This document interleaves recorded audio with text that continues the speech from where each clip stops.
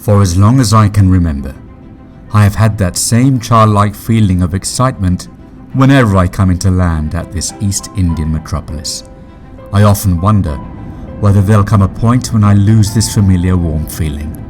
I hope not. No matter how many times I have been here, I just can't wait to step off the plane and take in this vibrant city. Gentlemen, we have arrived at Kolkata. You are free to use your mobile phones now. Please remain seated until the aircraft comes to a complete stop and the seatbelt sign is switched off.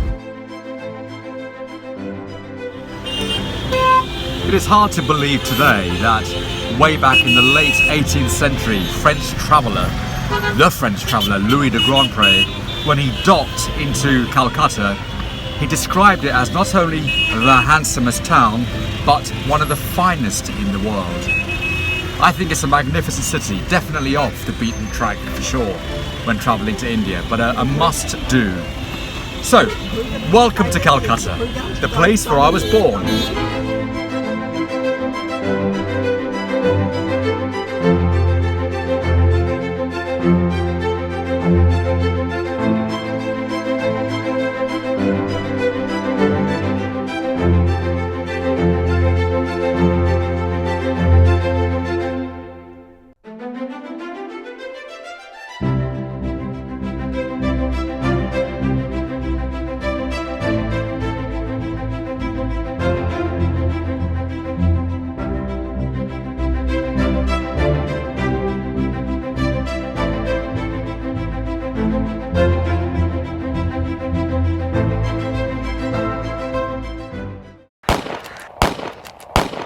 Murder in the handsomest town.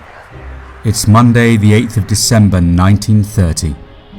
3 young Bengali men in suits walk into the Secretariat building, otherwise known as the iconic Writers' Building, and open fire on the Inspector of Prisons, Colonel N.S. Simpson.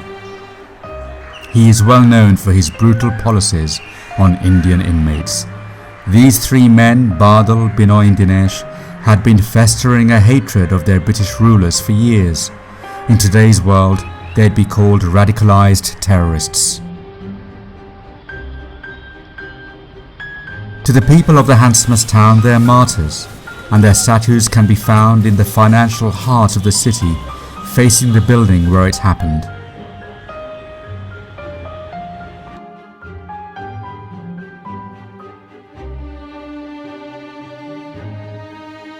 This is the former economic, commercial and administrative heartbeat of the British Raj, Dalhousie Square, named after a former British Governor-General. However, the area was renamed BBD Bagh after Badal, Binoy and Dinesh, with Bagh meaning square.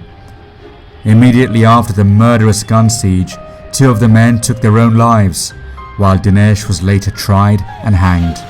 I feel that I should be more troubled that such an important district bears the name of 3 murderers, or should I say freedom fighters. The irony is, for 3 men who despised the British so much, BBD Bagh and the surrounding areas are as British as it gets outside Britain. It is probably one of the British Empire's most well-preserved legacies. Quite frankly, the area reeks of London.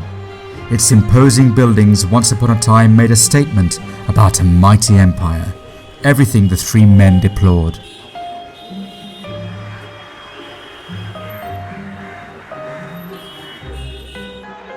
Thankfully, in 21st century Calcutta, none of this has been demolished.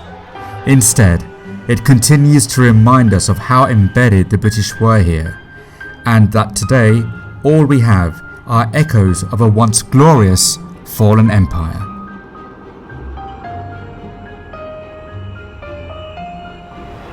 It is very easy to see why Louis de Grandpere called this city the handsomest town. This is probably why. Just look at the buildings that the British built here. The British wanted to bring as much of London to Calcutta. And it's very clear looking around and walking around here why this was the jewel in the imperial crown.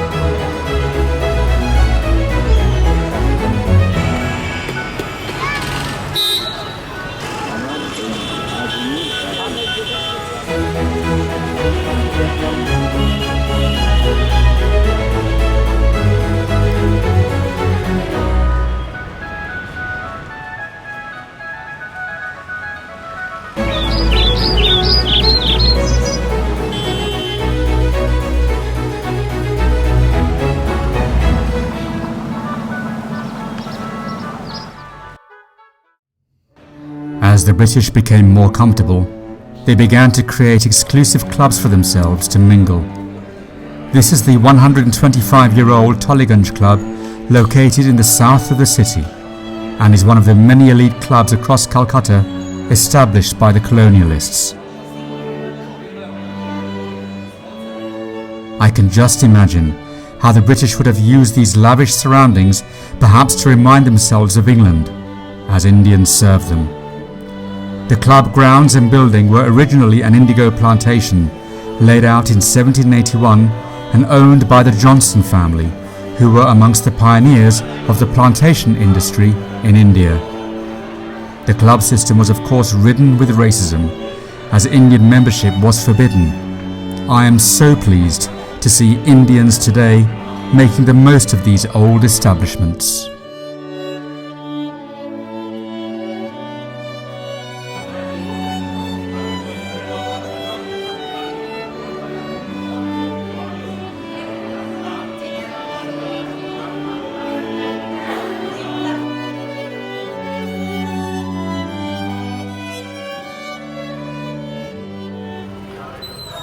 I hope you all remember Park Street from a previous episode of The Handsomest Town.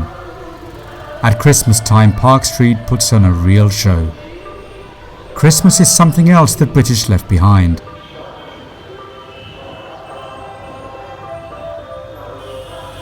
I don't know of any other Indian or even Asian city that quite does Christmas like Calcutta. For those of you who know about the traditional Oxford Street or Regent Street Christmas lights in London, Park Street is their distant cousin.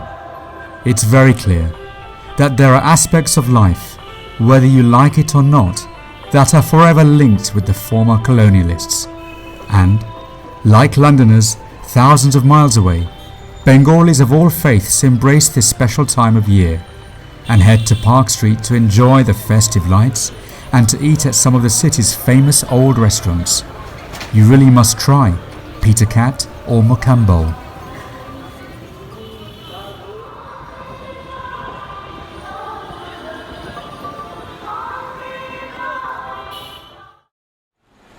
In a city full of foreign legacies, I must mention an Albanian foreigner, Mother Teresa of Calcutta. Her statue can be found as you continue along Park Street. She first came to the city in 1937 and was desperately moved by the plight of the city's poor and destitute. She won the Nobel Peace Prize in 1979 for her work in setting up missionaries across the city and serving the poor. She was highly revered and took her message about Calcutta to the world stage, which some say resulted in a reputation the city has struggled to shake off. Upon her death in September 1997, she was given a state funeral in the city, which is her final resting place. This lady dedicated her life to the tougher side of the handsomest town.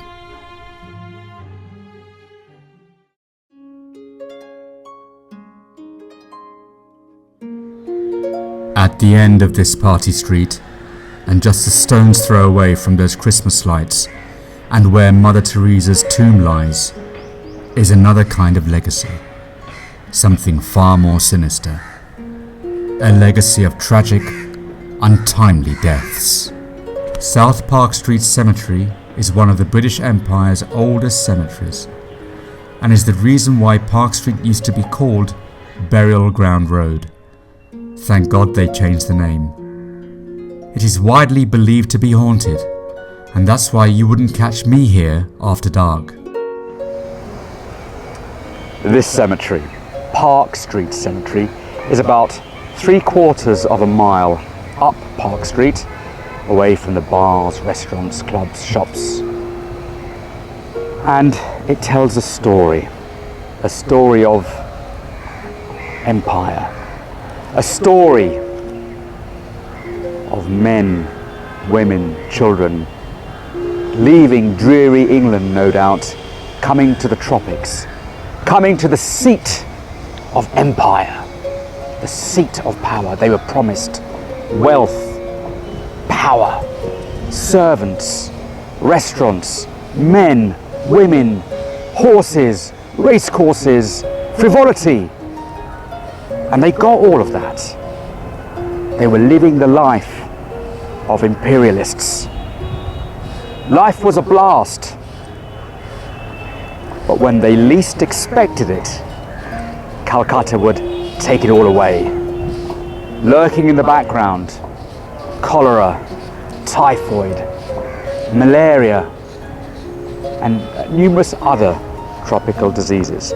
And within a minute, within a few hours, it would all be taken away. The British left India more than 70 years ago, but these guys, the British may have left, but these guys never will.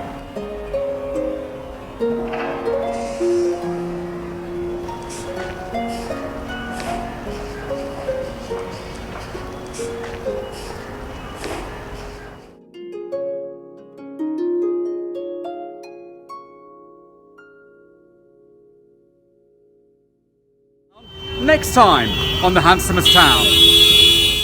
World-famous Indian cricket sensation Sachin Tendulkar comes to Calcutta during the city's annual marathon.